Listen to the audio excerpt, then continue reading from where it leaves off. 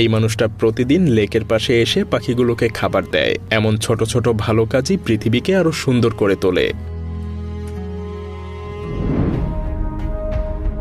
এই মানুষটা কুকুরকে বাঁচাতে নিজের জীবনও ঝুঁকিতে ফেলে দেয়, আর কুকুরটা যেন সেটা বুঝতে পারে যে এই মানুষটাই তার রক্ষক।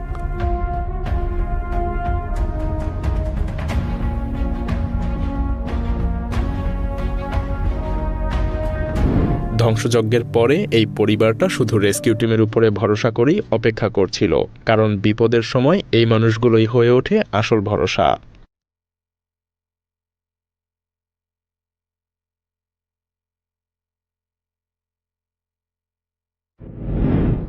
প্রাকৃতিক দুর্যোগের সময় শুধু মানুষই না, এই প্রাণীরাও অনেক কষ্টের মধ্যে থাকে।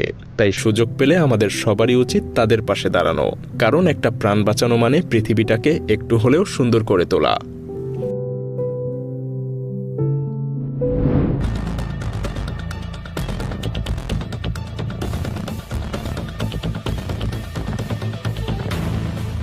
ডাকাতটা হয়তো ভেবেছিল এটা খুব সহজ একটা টার্গেট, কিন্তু সে জানতো না এই মানুষের কাছে আছে তার সবচাইতে বিশ্বস্ত দেহরক্ষী, একটা সাহসী কুকুর। লোকটা ব্যাংক থেকে বের হয়ে খুব বেশি দূর যেতে পারেনি। হঠাৎ একজন ছিনতাইকারী এসে তার ব্যাগ নিয়ে পালানোর চেষ্টা করে, কিন্তু তার সামনে ছিল এক লোমশ হিরো। সেকেন্ডের মধ্যেই কুকুরটা ছিনতাইকারীকে ধরে ফেলে।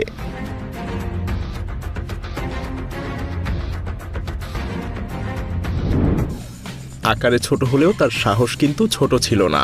এই ছোট্ট কুকুরটা ভয়ঙ্কর একটা ষাঁড়কেও মাঠ থেকে তাড়িয়ে দেয়, আর এই সাহসিকতার জন্যই তাকেও শেষে দেওয়া হয় একটা মজার ট্রিট।